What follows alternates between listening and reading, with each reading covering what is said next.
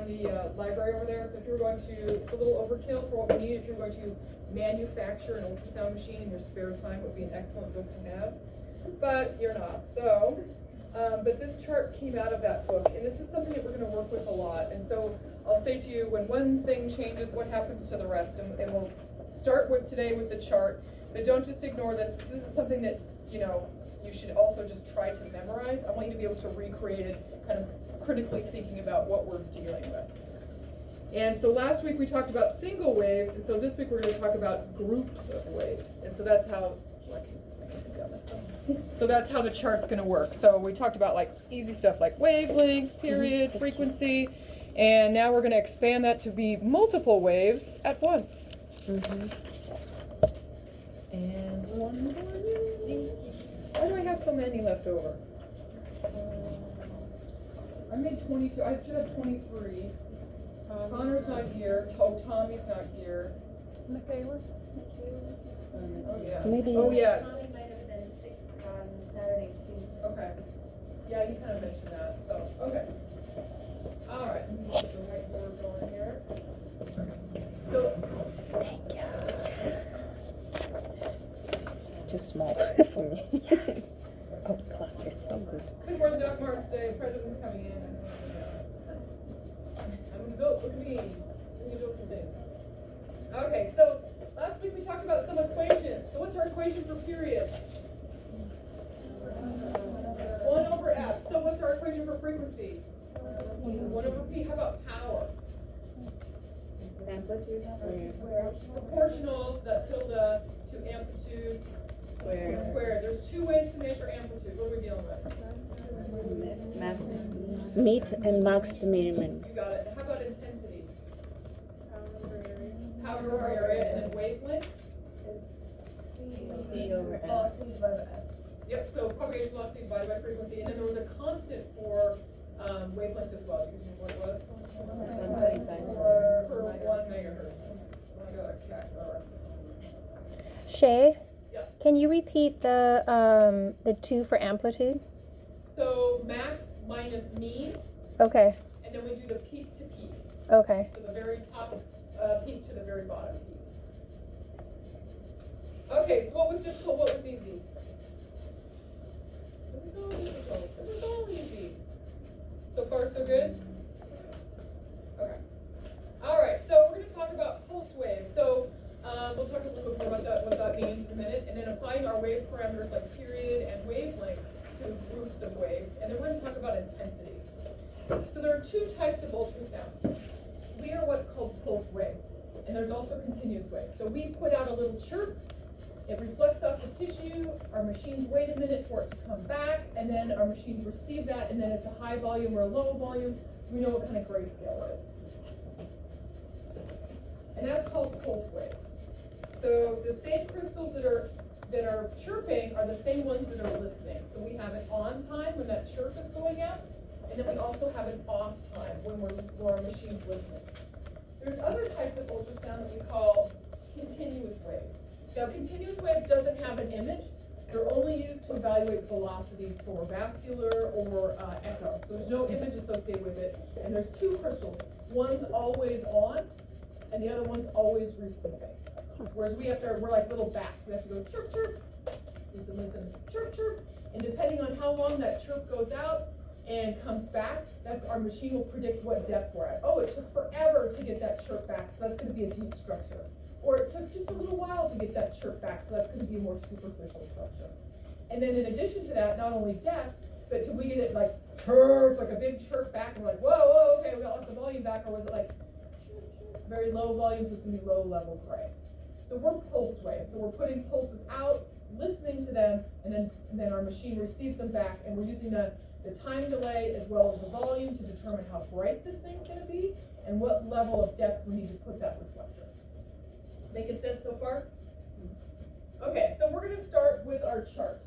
And I'm going to reference this a lot throughout the year. So we're going to start just basics. And we're going to talk about this in 2 different ways. We're going to have time on top and distance on the bottom. And as we change this graph, you guys kind of see in the chart, if one thing changes on the top, that's going to change the thing on the bottom too, right? If I expand that wave out, it's getting bigger up here, smaller up here, it's also gonna get bigger or smaller here. So that's how we're gonna relate that time and distance together. This is very important for your SPI. So let's start with this. So pulse duration. So last week, we talked about one single wave. So what was the time for one single wave? Period, you got it. And what was the distance for one single wave? Wavelength. I hope you're cheating with your charts right now. Okay, so if I add another wave to this, or multiples, so now I have a group of waves. So instead of becoming a period, this is what we call pulse duration. So it's the length of time that it takes my pulse to occur. So how do I calculate pulse duration? Well, it's going to be whatever the period of the wave is times the number of waves I have. So in this case, if my period was 1 and I have 2 waves, my pulse duration is 2 microseconds. What does that say at the very top? PD, it's on the chart. PD equals period times number of cycles. It's on the chart that I just gave you. Okay. So that's what we call a pulse duration. How long does it take for this pulse to go out? And when we get further into ultrasound physics, you're going to see some pulses are very long, some are very short. As these kind of change, if I change my frequency, it might squish this pulse together and make it shorter, or it might lengthen this pulse out and make it longer. We'll get into that a little bit later. But the idea is, here's our period, time it takes for one wave to occur. We added another wave, we can keep adding waves. And so that becomes our pulse duration. How long does it take, numerically, like time-wise, for this pulse to occur? So we're going to take whatever our period is and multiply it by however many waves are there. Making sense so far? Mm-hmm. It's actually one of my favorite physics lessons. They're like, yeah, I hate you. Okay, cool. Okay, so then let's go to the bottom of our graph. So we did time already, now let's do distance.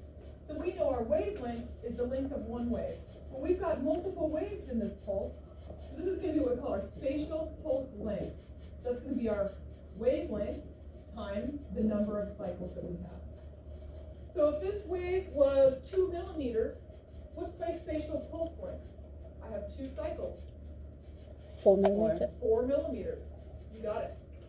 And so pulse duration is always going to be measured in seconds, and spatial pulse length, wavelength is always going to be measured in millimeters. Those are kind of the constants that we use. What does it say again? SBM. Spatial pulse length, wavelength equals number of cycles. It's on your chart. If you go this little bad boy.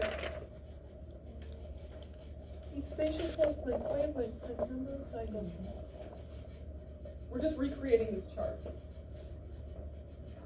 Okay. Now we talked about wavelength having that equation of wavelength equals C over F. Wavelength equals C over F. So C is the propagation velocity for specific tissues. We looked at that chart and saw some of them are different, right? Air is different than bone, is different than liver. Our machine uses 1540 is a kind of a constant, but know that if I put this frequency into a higher or lower propagation velocity, it's going to change that wavelength. So our wavelength starts out one way, but as it gets into that medium, it's going to change. So if I change this wavelength, what happens to the top of my graph? It also changes.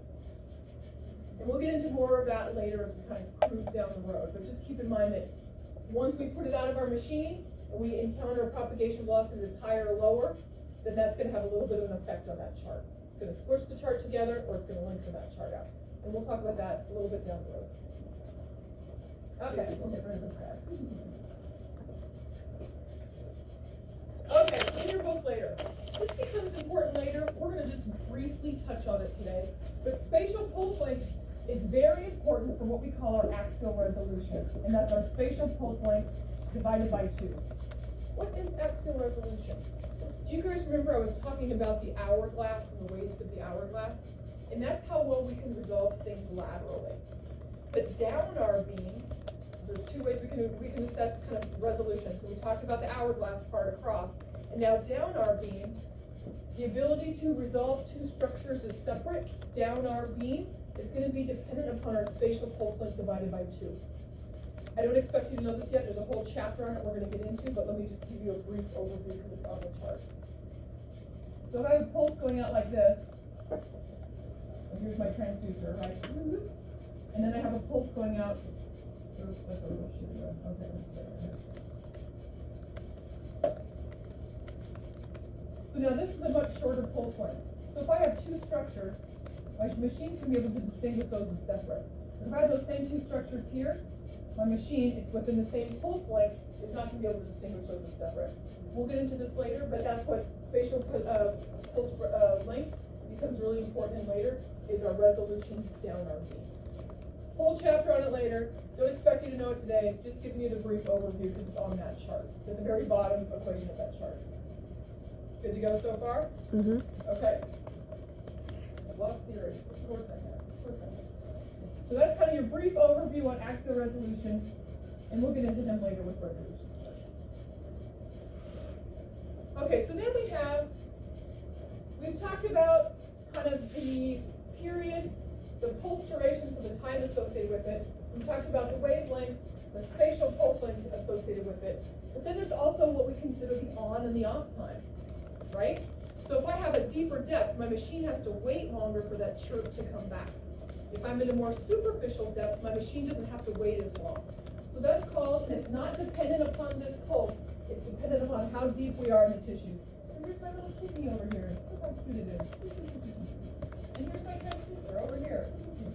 So if I have to go a long distance, that's going to change the amount of time that my machine has to listen.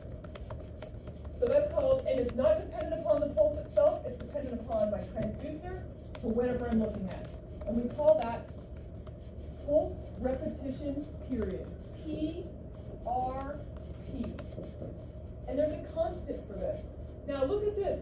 It is only associated with imaging depth. Depth only. Only changes with imaging. Do you know what this changes with? Imaging depth. That's it. So as we adjust that depth button, we're just asking our machine to wait longer to get that chirp back. As we reduce our depth, we're saying, machine, you don't have to wait very long. I don't need to know what's past the bottom of my image chirp-wise. I need to know what's coming superficially. So our PRP is dependent only upon depth. Depth only. So as I change this pulse, doesn't matter. I could make this shorter or longer, but PRP is dependent upon where my transducer is in relation to what my depth is. And there's a constant for this. Okay, we'll come back to that. So it's based on this 1540 meters per second. So they developed a constant, and it's 13 microseconds per 1 centimeter of depth. So it takes my beam 13 microseconds to go in a centimeter and then come back a centimeter and be read by my machine. So if I'm going in 10 centimeters, how long does my machine have to wait? 130. 130 microseconds. You got it. So it's going in and then coming back. Making sense so far? Okay, let's go back one slide and then we'll come back to this guy. Okay, so let's think about why depth is important. So I say to my machine, I want to image this kidney. I need a chirp that's going out for a long period of time and then coming back. Oh, machine, I'm only imaging a thyroid. I don't need to wait for these chirps that are in the body and coming back for a long time. I just need the ones that are there for a little bit of time. So we're using this PRP, our depth, to help our machine say, hey, I don't need to listen to the late stuff. I need to just listen to this stuff. So it's kind of able to what we call distinguish signal versus noise. Like, oh, it went all the way through the bed and then back. Well, it went past the kidney. I don't need to listen to that chirp. We're only worried about the stuff at 10 centimeters or 5 centimeters, wherever we set our depth at. So we can kind of tell our machines like, hey, the rest of this is garbage. We don't need to listen to it. We just need to listen to the chirps that come back at this particular depth. How's that sounding? Okay. Okay. Now, when we talk to you on the SPI, here's our transducer. Here is, we'll make it an ovary this time. Here's an ovary. Here's my little chocolate chip cookies. So, they will ask you, so this is, we'll say depth-wise, this is 10 centimeters, just for sake of these. They'll say, what is the imaging time at 10 centimeters? So that's where my beam goes in, reflects off this, and comes back. So that's going to be my 13 microseconds. Sometimes they just say, what is the travel time to this reflector? So it's not coming back. They just want to know, how long does it take for the transducer to get this to the reflector? So that's going to be half of that, which is 6.5 U6. What did you say, traveling time? Or, yeah, so imaging there and back, and we actually make an image, but traveling is just getting to that place, getting to that ovary. So on the SPI, you want to make sure, are they asking you what the travel time is? 6.5 few seconds per centimeter, or the imaging time where it has to go in and come back. So it's double that, 13 microseconds per centimeter. This is tricky guy. Remember, Bryce has already told you these aspects. Okay. All right, any other questions on this? Okay, so then there's just our basic equation. So our 13 microseconds times centimeter of depth. So again, that's our imaging time. Travel time is going to be half that. So we just have to know for the SPI which one they're asking for. So this is something we're going to talk about, and I want you to forget it. How's that? So same as our period, period and frequency. Remember, our period was equals 1 over F, our F equals 1 over P. Our PRP has a reciprocal, and that reciprocal is PRF. And do you guys remember hearing PRF with Doppler last week? So that's totally different. So I'm going to tell you about PRF as it relates to this, and then you're going to forget about it, because the PRF I really want you to focus on is the Doppler stuff. So this is 2D PRF, not Doppler, but the Doppler ones we're going to work more with. But know that as a reciprocal, PRP equals 1 over PRF. So this is the frequency of my pulse going out, and this is how long it takes, the period of how often my pulse is going out. So know that there is a reciprocal to it, but we never work in the 2D reciprocal of PRF. The PRF that we work with in Doppler is how fast we're sampling that velocity, how fast we're putting those pulses in. Remember, if we're going too fast, our machine's like, there's nothing here. If we're going too slow, it's like, everything's here. So that's that scale button or that velocity. So that applies to Doppler, so we're going to talk about PRF with Doppler a lot. So know that this exists, but we're never going to deal with it. So don't confuse the two. Remember how everything has like 2 names, and 18 things have 1 name and whatever, so it's kind of one of those. So we know, yeah, see, oh look, not color PR, it's even bolded, like I really intended you to not worry about it. So just know that it exists, but we don't ever work in it. Okay, so the reciprocal, kind of talk about that. Okay, so one last equation on this. So we did, and then here, let me start again. Okay. So last thing we need to worry about is how much work are we doing? Are we on for half the time? Like I come to work and I work 4 hours, I'm being paid for 8, so like that, I work 50% of the time. Or I come to work, I work 8 hours, come to work for 8 hours, work 8 hours, and I'm working 100% of the time. So it's called our duty factor. It's the percentage of on time compared to off time. So our duty factor, so our on time, it's our pulse. That's when our machine is chirping. So it's going to be our pulse duration divided by our on and our off time. So over the overall amount of time that's going on, how much work are we doing, our pulse duration, versus how much time are we there at work. So I work for 4 hours of my 8-hour day. And then this gets times, it's a percentage by 100. So if, let's say my duty factor, I work 4 hours out of an 8-hour day, times 100, so it's going to be I work 50%. So my duty factor is 50%. Let's all in for like 10% lower. Yeah, pretty good, right? Yeah, pretty good. But it's our pulse duration. So how long was our on time compared to our on and our off time? So I work 4 hours over an 8-hour day. It's a percentage, so I multiply it by 100, and I worked 50% of my day. Which, oh, that seems exhausting. I don't know. Pull all day. Any questions on this? So this is kind of the last equation on your chart.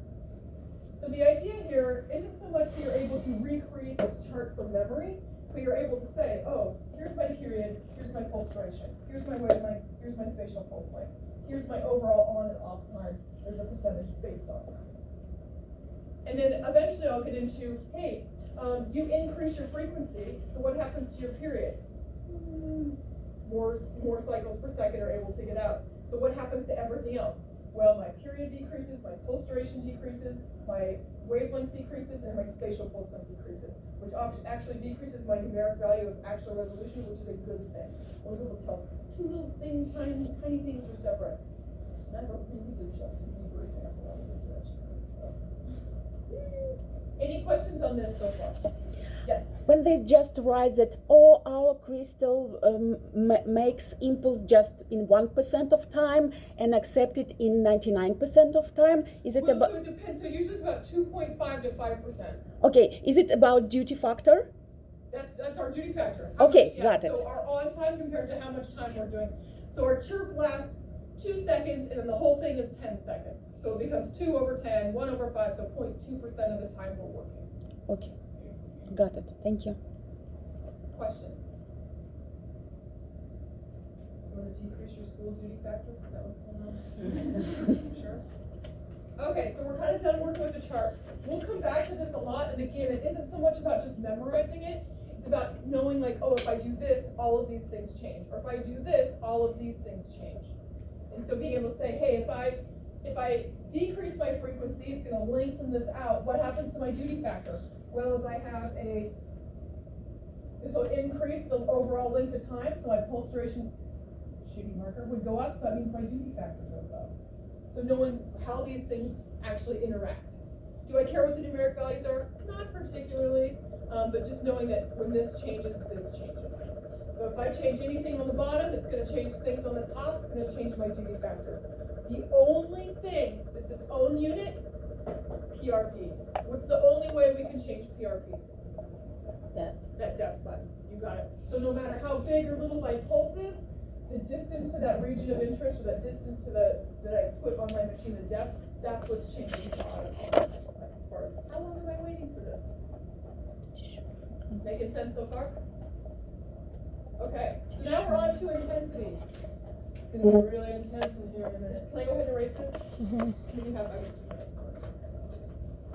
Okay, so we talk about intensities in 2 ways. We can talk about intensities as like at a specific time, how intense are things, or we can talk about where in our beam are things the most intense. Okay, so there's some terminology we have to go through. So spatial, so that's like where. My recording probably have so much foul language.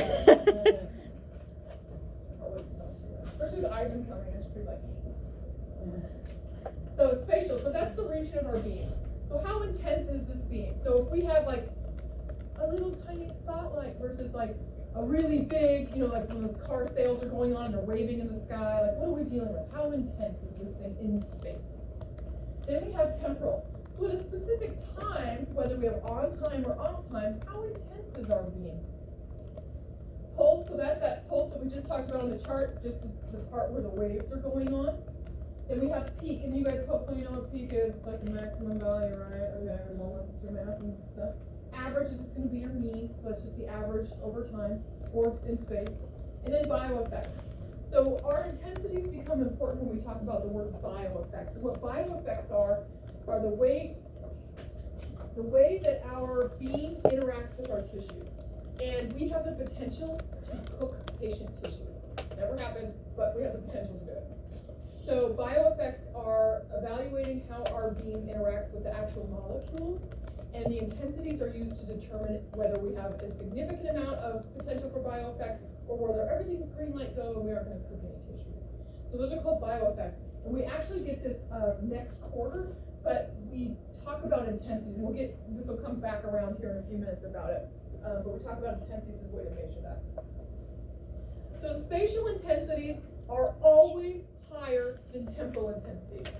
Because if you think about spatial intensities, so here's our beam going into our tissues, or whatever.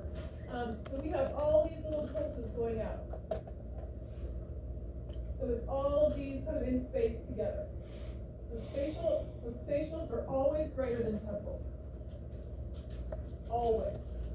Now when we talk about temporals, we're going to take one of these and evaluate it. Since this is a concentration of temporals, we know that spatials are always going to be a higher numeric value, a higher intensity than our temporals will. That makes sense? Yeah? Mm-hmm. So say you have like, what? Temporals.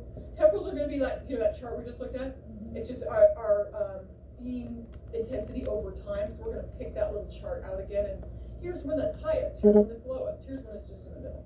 So we'll talk about that in a second. We just haven't quite gone through yet. What is special? Spatial So that's where our beam is in space. So we put our transducer down, we have all these different crystals firing, and each crystal is firing one temporal. And we have a collection of them. So so think about, you guys have seen those new LED flashlights that are a bunch of little tiny light bulbs? So that's our spatial. But to pull one of those out is going to be our temporal. Does that help? Uh-huh. Okay. So we have a couple ways to describe our spatial. So our spatial peak is basically, where is this intensity the highest? It's always going to be proximal and down the center of our beam. So if we think about this, it's always going to be highest proximal and down the central. So this is going to be the peak area, and we just kind of have some other stuff out there. But our spatial peak is always going to be proximal to transducer and down the center of our beam.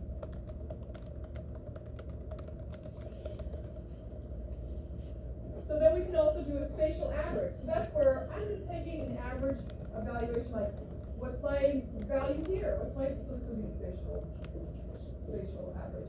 You guys all see this? Okay. What's my average here? Well, I'm going to take all of these values, we're going to add them up, we're going to divide by however many they are, and we'll talk about this as an equation later on. And then what's our spatial average? So peak is always going to be proximal to our beam and down the center. Average, we're just taking average intensities from across our entire beam. So of course, our spatial peak is going to be greater than our spatial average. Because we have these low guys out there being included in our beam, being included in our average. So spatial peak, proximal and center, is always going to be more intense than if we just take an average of the whole shebang. Making sense? Don't you love physics? Not yet. Not yet? Okay, any questions on our spatial stuff first? Before we're getting temporal. Temporal's a little bit trickier. So here's our peak. So it's like kind of a flashlight. So our spatial peak, so down the center, and kind of proximal to our beam is going to be the brightest. And then we have a little bit more dim stuff on the outside. So my spatial peak is going to be more intense than if I take average values across the whole thing. Because it's going to include some high values and some lower values. You see that in my computer. Okay, so there's kind of our peak is in the center. We take an average of everything. We're including some peak, but we're also including some of those lower values. So spatial peak is always going to be greater than spatial average. So let's start writing these bad boys out. So we know that spatials are always higher than temporals. So right now, from the highest to lowest, right now we have spatial peak, and then we have spatial average. And now we're going to talk about our temporals. So temporals. So we're going to take one of these little crystals, one of these little pulses, and we're going to evaluate the intensity over time for that one particular crystal. Whereas these include all of the crystals firing, we're just going to look at one. So let's pull one out.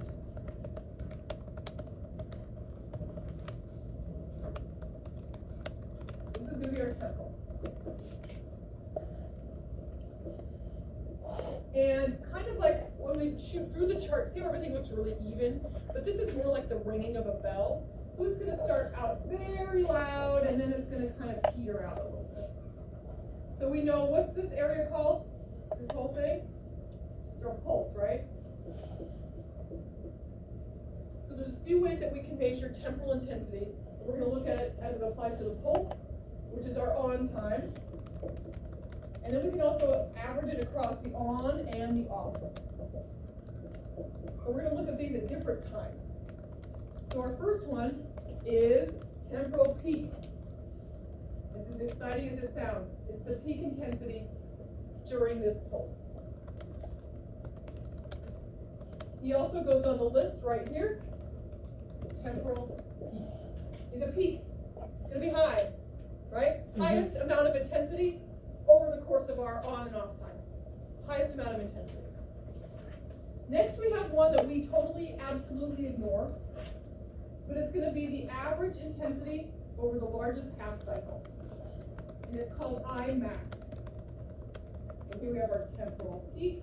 This is going to be our I little m. We don't care about him. He's a way to measure intensity, but it's not something we ever worry about. so far temporal peak, we have our Imax. So the intensity over the largest half cycle. Do we care about him? No. No, we don't, so we can ignore him, dump that. Next up, we're going to have an average for just our pulse. So we're going to average the intensity throughout this pulse. This is our pulse average. So there's a lot of intensity here, not a lot of intensity here, but we're going to take an average. This is going to become our pulse average. Pulse average. Now, we get to the low man on the totem pole. He's so sad. So then we're going to average the intensity during the pulse as well as with our off time. And since we have a lot of non-intensities going on here, he's going to be our absolute lowest. Wah, wah, wah. And he's going to be our temporal average. So we're averaging the whole time, the on and the off. So the temporal peak and the pulse average all had to do with, in the IMAX, all had to do with that pulse. But the temporal average, we're going to use on time and off time and come up with an average. And he's like, wah, wah, wah, temporal average. So our spatials are always going to be higher because they're a collection of all these temporals, right? Every crystal has one of these coming out. So spatial peak is always going to be higher than spatial average. That proximal portion to the transducer is going to be high intensity, and if we average in the neighborhood that's not very high, then we're going to end up with a lower value. So spatial's peak, spatial average. And then we took one of those crystals. We looked at his intensity over different periods of time. So they ring like a bell, so we have that really high temporal peak that's happening. He's going to be the highest value for temporal. And then we're going to average that peak, the intensities over the peak. And since it rings like a bell, it gets a little bit quieter. So we have some high intensities here, some mid, some low. So we're going to come up with an average for that. And then the lowest guy, we're going to average not just the pulse, but also the off time. So we have intensity going on, 0 intensities all through this time period. And when we come up with an average, he's going to be the lowest. Making sense so far? Mm-hmm. Loving intensity. It's very intense. That's a joke that never gets old. Okay. Alright, so sometimes our book will combine these. We really don't care. The one we care about is spatial peak and temporal average. So our highest value compared to our lowest value. So our spatial peak, SP, TA. Now these are just different ways of comparing intensity. What are our two lowest intensities? What are our two highest intensities? What's our spatial highest and our temporal highest? Spatial lowest, temporal lowest. But the reason we care about this SPTA, spatial peak, this guy, our very highest, and temporal average, is because that increases the risk for bioeffects. So remember how we talked about those rarefactions and compressions in the tissues? How they'll the molecules will kind of get really concentrated and then they'll get really rarefied and they can kind of pull apart. So our spatial peak and temporal average represent the biggest differences in pressure or intensity that those molecules are going to have. So if I have a significant difference, so if I just have a mild difference and these kind of like oscillating, like everybody's fine, everybody's cool, but if they get rarefied significantly and then they get compressed significantly, that's going to release a lot of energy. It could possibly damage our tissues, bioeffects. And so the highest value to the lowest value, that gives us the biggest extremes. What to expect for the most negative rarefaction, what to expect for the highest pressure and compression. Because that's going to cause damage to the tissues. And so that's why we use that spatial peak temporal average to determine what's our risk for bioeffects. But if I'm just looking at average, spatial average and temporal average, like, nothing really happening. But the biggest difference in pressure, the biggest difference in intensity is it gives us the indicator of how likely we are to have bioeffects. Good to go so far? Okay. See, physics isn't so bad. Okay, so there's also a thing called what we call the beam uniformity coefficient. So this is just a measure, so let's get back out of the temporal, kind of take our brains out of temporal again. And this is basically how uniform is this beam? We know that spatial peak lives very proximal and close to the transducer and down the center. So, and let's look at this guy. So beam uniformity coefficient. So do I have a value of 100 here and 5 out here? Or maybe 50 here and 30 here? So how uniform is this? Do we have significant differences between the center portion of our beam and the lateral aspects of our beam? Or are they pretty much even, but we've got higher intensity at that proximal and center of our beam? So how uniform is this beam? This is not something we calculate. A radiologist has never asked me what my beam uniformity coefficient is, and I wouldn't even know how to calculate it. I'd be like, call Eric from Biomed. I don't know, call that guy. Talk to him, he's the one who fixes my machine. But basically, if we have 1, then we're even. We're totally even, right? So it's 50 in the center, 50 on the outside. So 50 over 50, we get 1. And then it can get greater than that. Not something we calculate, just something you have to know for the SPI. You can see here, we're pretty uniform. We don't have maybe an area that's much more bright in the center, we're pretty uniform. But if we go over to this flashlight, see how we have this much more intense area, and then it kind of is more diffused out here. So this would have a more even beam uniformity, and this would have a more uneven beam uniformity.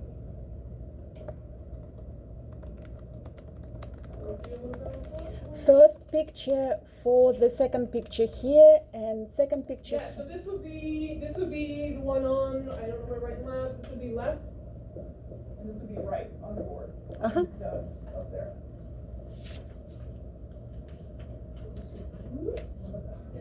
Mm-hmm. Got it. Thank you. How's that sounding to you? Understandable. Good to go? Sure. So, the one that you wrote right to is, oh, the right, never mind. I don't, I'm really terrible with right and left, so I have to do this like, patient, right? Yeah, so this guy's like, oh, here, let's make our lives easier, let me just redo these. And make them even is the thing. Okay, I didn't set you guys up for success on that one, did I? Okay. So here is the one on the right, so we have 100, and these are like 10. And then here's the one on the left. So we have, somewhere around 50, maybe these are like 30. Mm-hmm.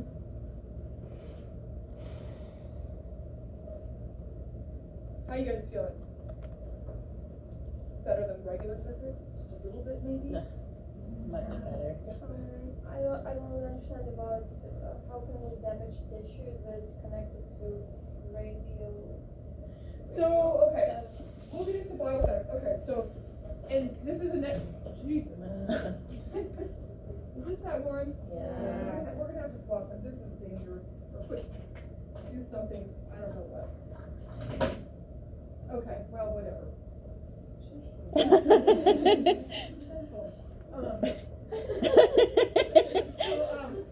When we talk about bioeffects and the way that tissues are affected, there's a few ways that our beams interact with tissues.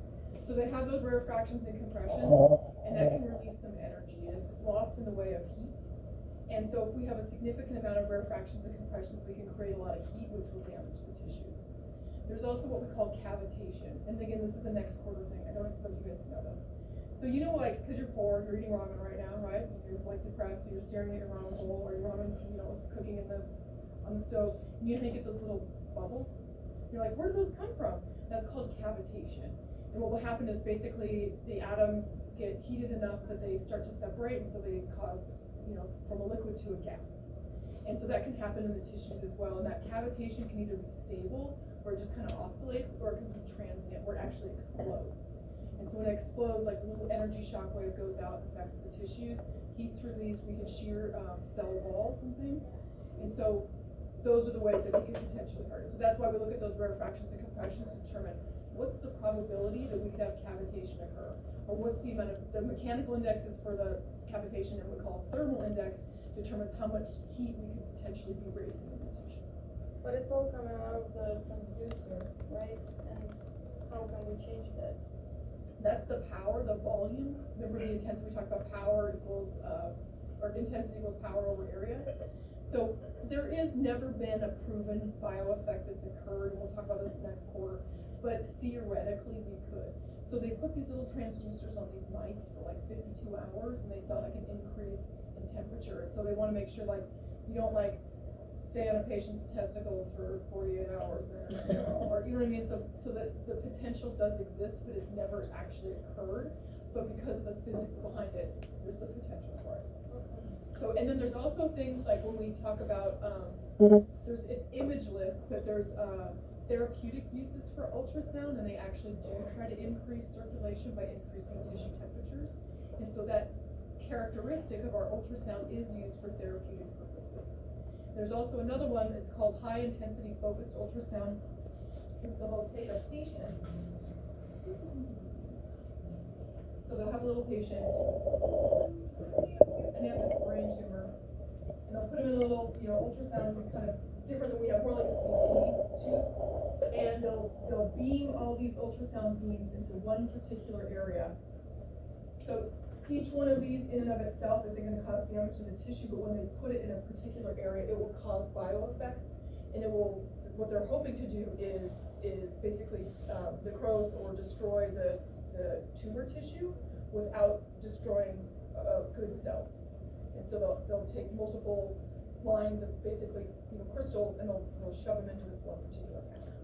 So sometimes we do want bioeffects, but not in our world. We don't have to worry about it. They open the skull, or it goes Nope. through? No, Nope. it goes through Well, the bone. it kind of depends where it is. So sometimes they'll do these like for brain tumors, and in that case, they'll have to use like one of those MRI cages because ultrasound doesn't go through it. So they usually do like they'll go through like the lateral portions, the lateral inferior portions of the skull, where there's actually like the foramen ovale where you can actually enter. Other times it's when you're doing a lung mass or something a little bit more deep. So don't worry about that. You just worry about your transrectal fluid. Okay, so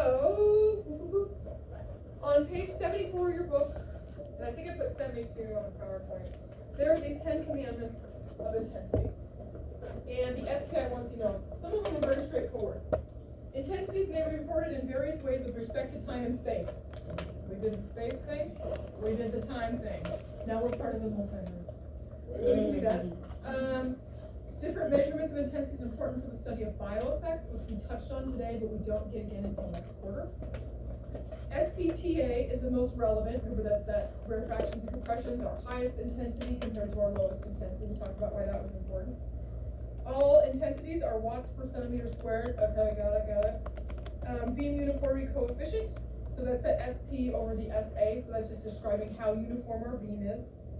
Duty factor is beam intensities with time. So we talked about duty factor as it applies to the chart. So how much work are we doing?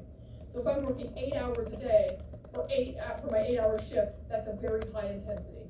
But if I'm working my 4 hours a day for my 8-hour shift, that's a much lower intensity. So that duty factor is just measuring how much on time we have. For continuous wave ultrasound, we talked about there's two crystals. One is always on, and one is always receiving. So it's always going to have a higher intensity because there's no off time.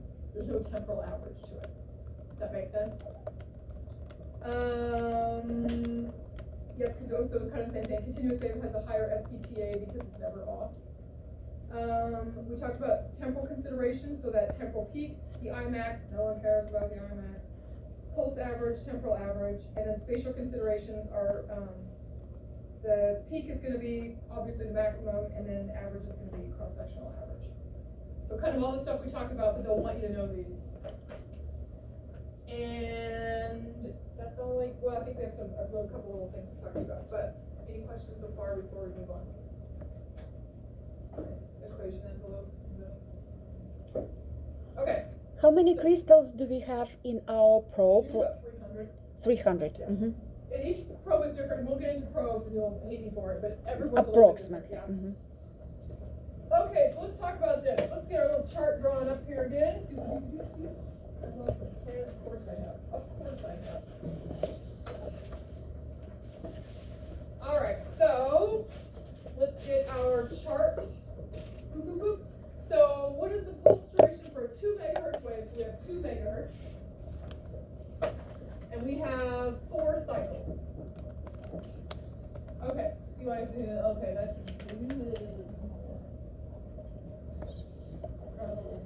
okay, so we have 4 of these. 1, 2, 3, 4. So we've got 4 So we're gonna first find out what our period is, so that we can determine our pulse duration.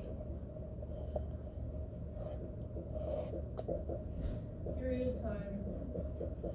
So we are given the initial of 2 megahertz. So how do we calculate our period? So period equals 1 over 2. What is 1 over 2 as a decimal, please? God, baby, do not tell me how to do this. 0.5. So period equals 0.5, and what are our units? Microsecond. Yep, USECs. Yep, you got it. So period equals 0.5 USECs. Now we need our pulse duration. So what are we going to do with that 0.5 USECs? Multiply. Multiply by the number of cycles. How many cycles do we have? 4. So what am I dealing with? 2. 2. Oh God. Okay. Thank you. Okay. That's 2 USECs. So our pulse duration equals 2 USECs. Now we have to figure out our PRP. What's our PRP if we're imaging at 20 centimeters? Let me get this guy over. We don't need this guy here. So PRPs are on and our off time. So PRP equals 13 USECs per centimeter. So what is our PRP?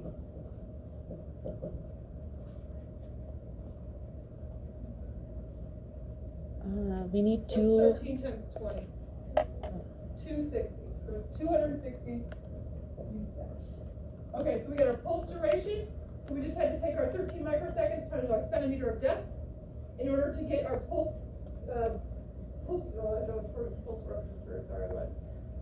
duration. We took our period, which we determined was 0.5 based on our, 2 megahertz. So we had to go from, period equals 1 over 2. We did this guy. We figured out 0.5.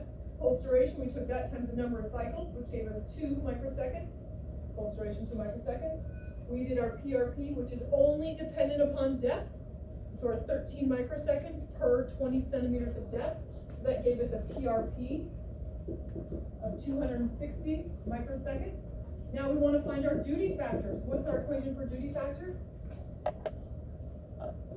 On time to hold time. Okay, so, and then we times it by 100 because it's a percentage. So duty factor equals 2 USECs divided by 260 USECs times 100. And my math does not work that quickly in my brain. Where's my calculator? Okay, so 2 divided by 260 equals, and we want it times by 100 equals, so our duty factor is 0. We're rounding this a little bit, 0.77%.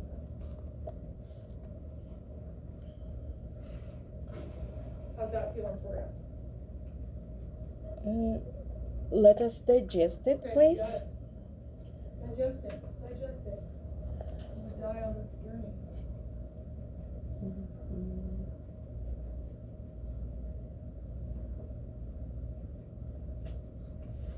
Can you tell me how we got 20 for the? I just said we're imaging at 20 centimeters. Oh, okay. I was Yeah. like, I could am I have said missing 10, I something? could have Okay, said good. 15, just our depth is set at 20. Okay, got it.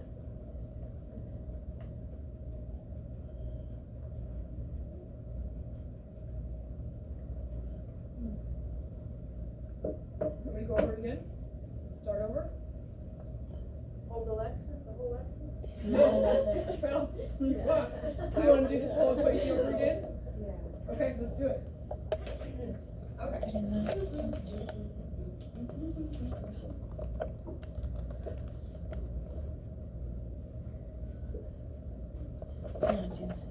Okay, so we are given a constant. We have 2 megahertz. And we are imaging at 20 centimeters of depth. And they are asking us for the pulse duration. And our pulse duration equation is what? I gave you a whole piece of paper. It's on there. Period. So period times the number of cycles. So we have to find our period first. We know how many cycles we have, because there's 4, right? So we know the number 4 over here. We have to find out what our period is. So let's draw our little cycles out. Let's draw 4 of these bad boys. 1, 2, 3, 4. Okay, there's 4. So we have to find out our period in order to find out our pulse duration.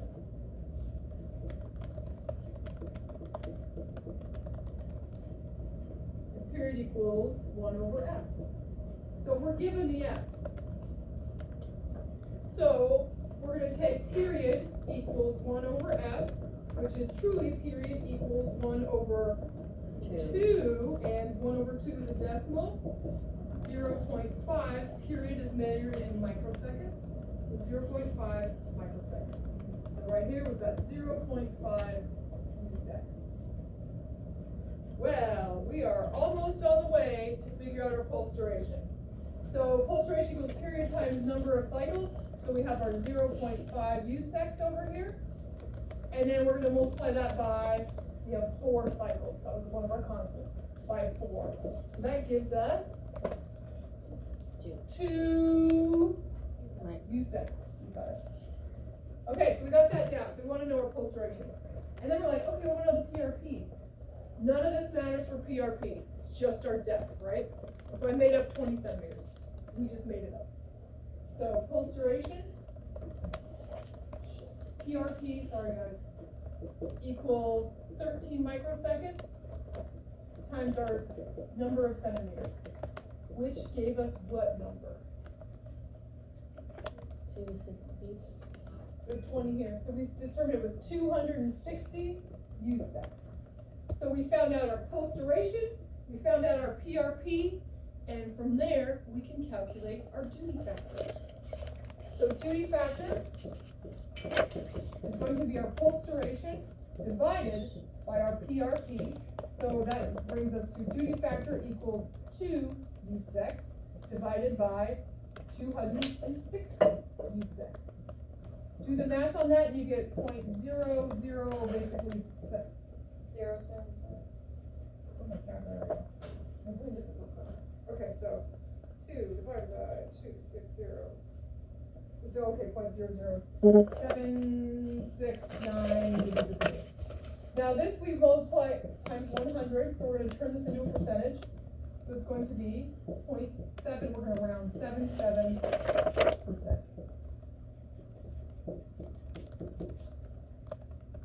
Did that make more sense the second go around? Yeah.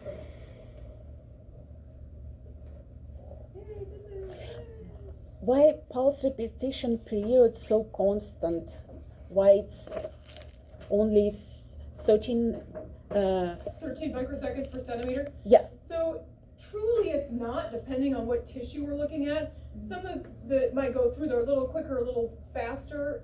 With some tissues are a little bit slower with other tissues, but our machine is using the 1540 microsecond per centimeter constant. And so then it determined that that's, so the constant is based on 1540 meters per second.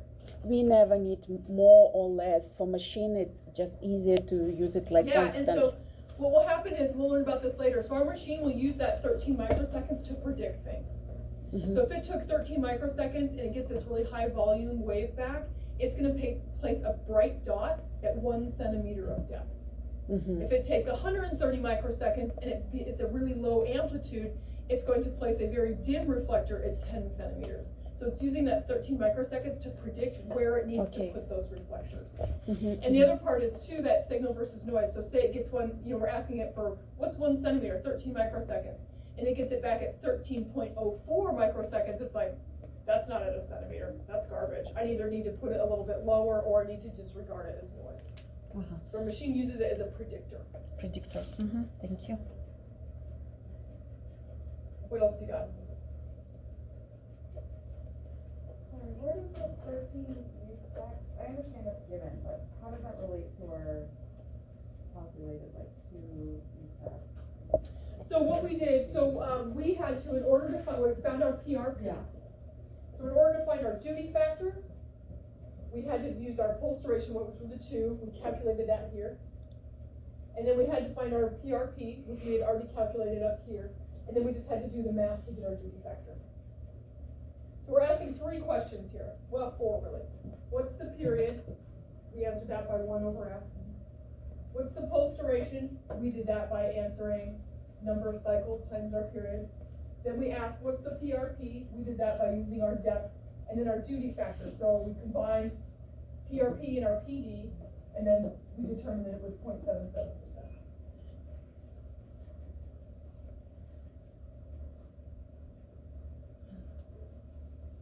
I suppose on our boards, they might just jump to the very last question and incorporate. You're not gonna have to calculate anything that you couldn't do without a calculator. Okay. So if they did give you this, it might be like, 5/10, or you know what I mean, something that's going to be easily done mathematically. Okay.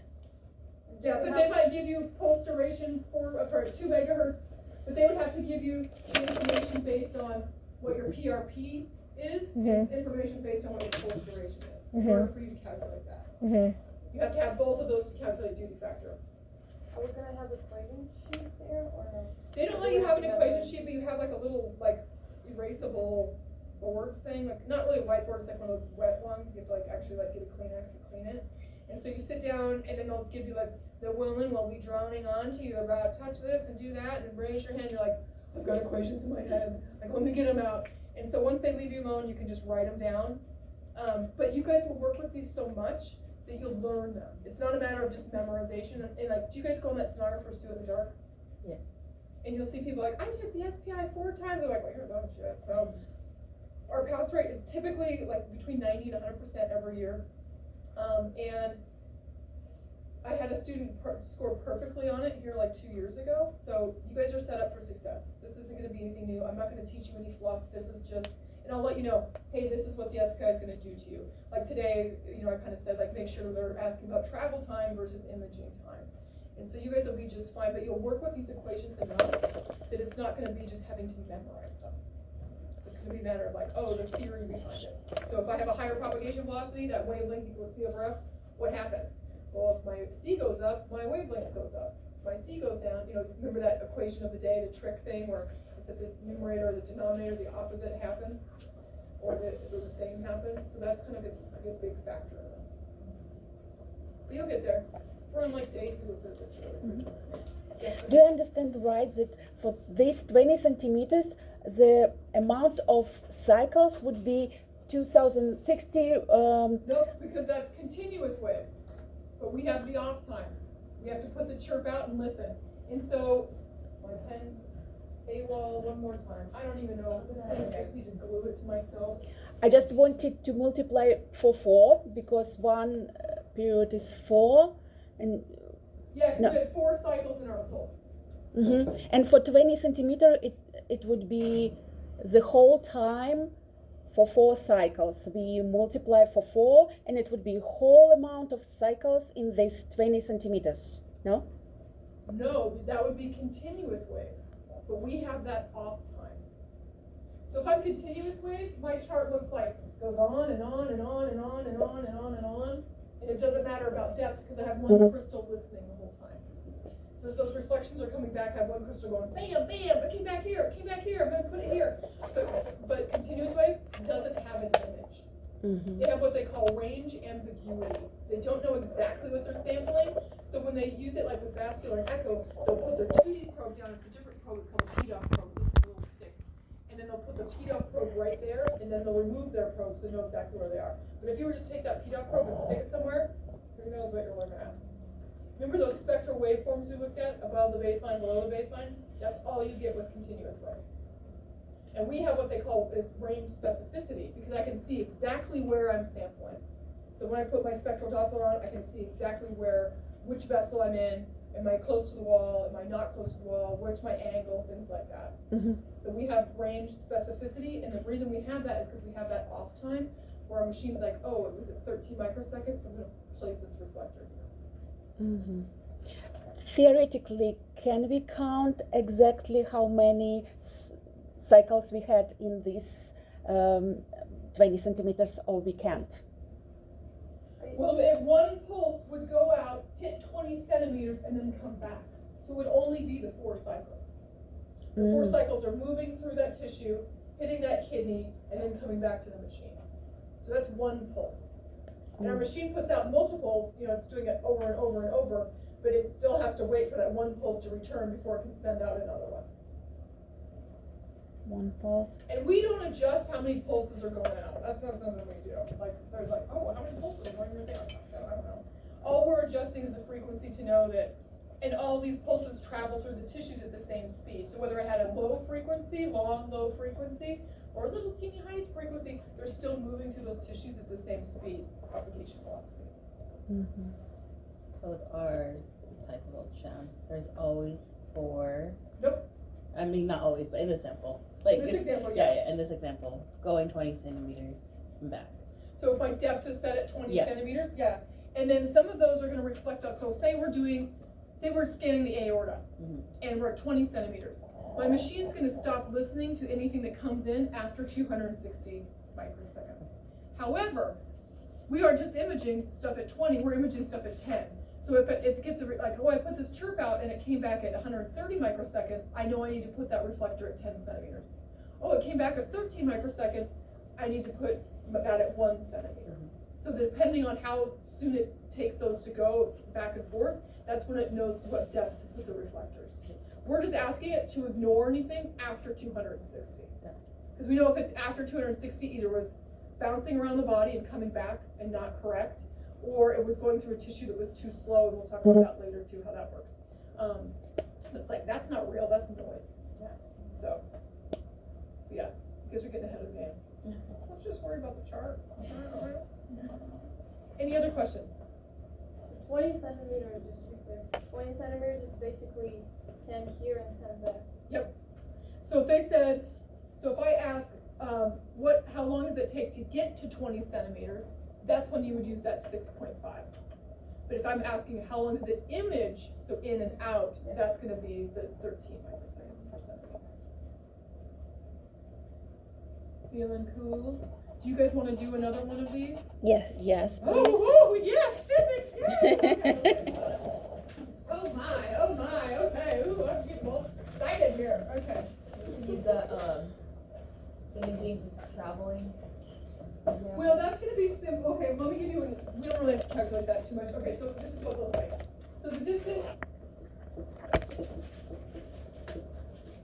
to, give me an organ, whatever it is, kidney,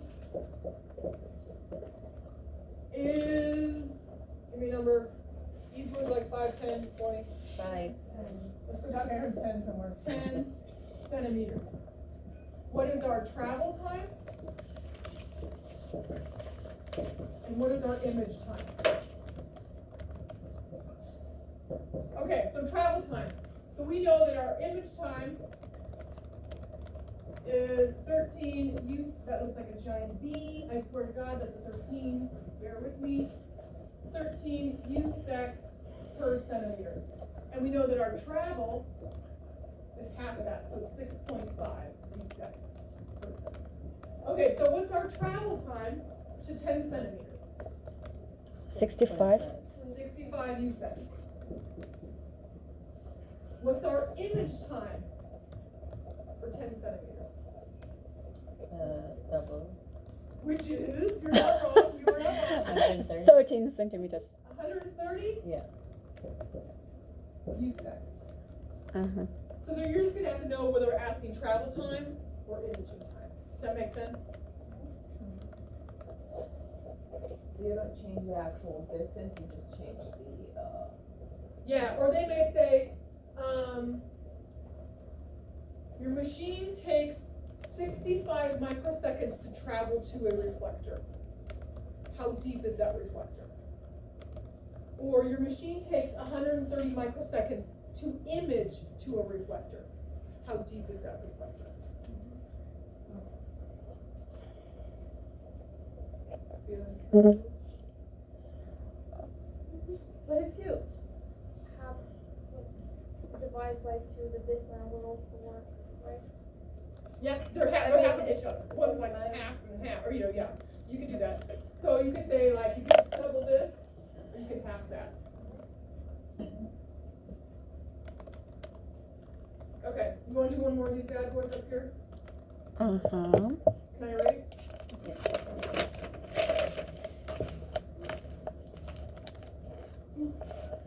Okay. So somebody give me some megahertz. 5.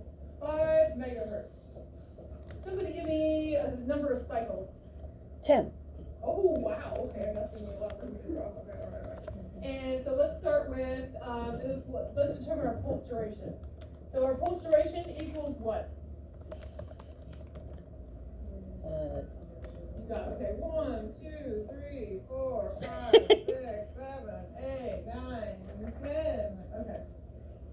Okay, little period over here. Okay.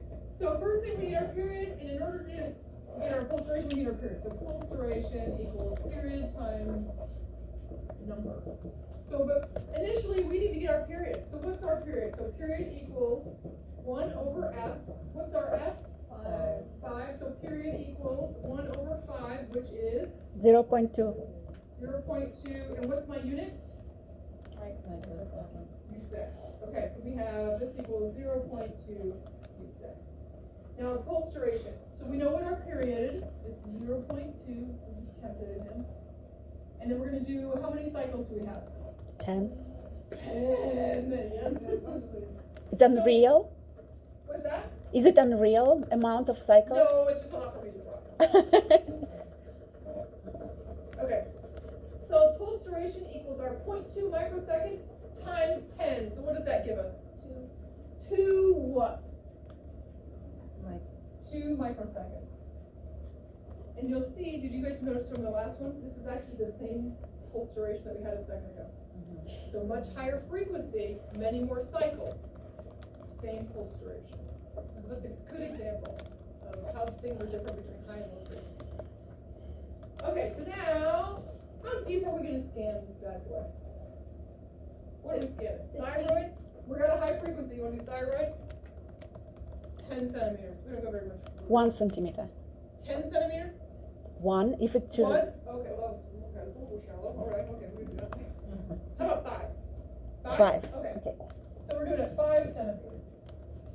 So our PRP equals 13 U-secs per centimeter of depth. We have 5 centimeters. So what is 13 times 5? Let me just do this in my head. 65? No? Equals 65 microseconds. How are we feeling so far? Okay. So let's start from the beginning. We were given 5 megahertz, 10 cycles. So we drew our little 10 cycles. And we had to find the period. We knew we had 5 megahertz. So we just had to go, period. What is your frequency? What is your period? So period equals 1 over F. So we did period equals 1 over 5. And we determined that period equals 0.2 microseconds. So we said, okay, we got our period. And now I have 10 of these bad boys that I got to calculate. So our pulse duration is our 0.2 microseconds times 10 of these bad boys. And that gave us 2 microseconds. So we have, right here, we have pulse duration equals 2 U-secs. And then we had to do our PRP. And we decided that we were imaging at 5 centimeters. And this is just a constant, right? So 13 microseconds per 5 centimeters. I totally did it in my head. I did all the math in my head. And I realized that our pulse repetition frequency, or period, is 65 U-secs. Now, how do we get a duty factor out of that? 2 divide 65? Yep, so we're going to take our PD by the PRP times 100. So we're going to go DF equals 2 divided by 65? 65. Let me do it in my head again.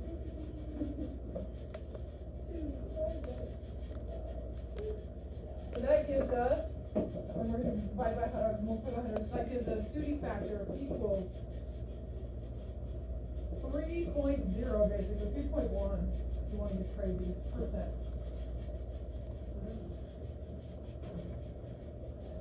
Now compare that, we're scanning it very superficial. We have the same pulse duration, much more superficially than our 20 centimeters. So compare this 3.1% to the 0.77% that we got a second ago. So you can see duty factor is going to be variable depending mostly upon that depth and then how long our pulse duration is. It says on the comparison between 0 and 1, so why is it? Oh, we just made this up. Oh, 10 cycles is a lot. You should don't know that right now. But we're making it up. There's no rules. It's physics. I mean, rules. Okay. Laws and stuff, but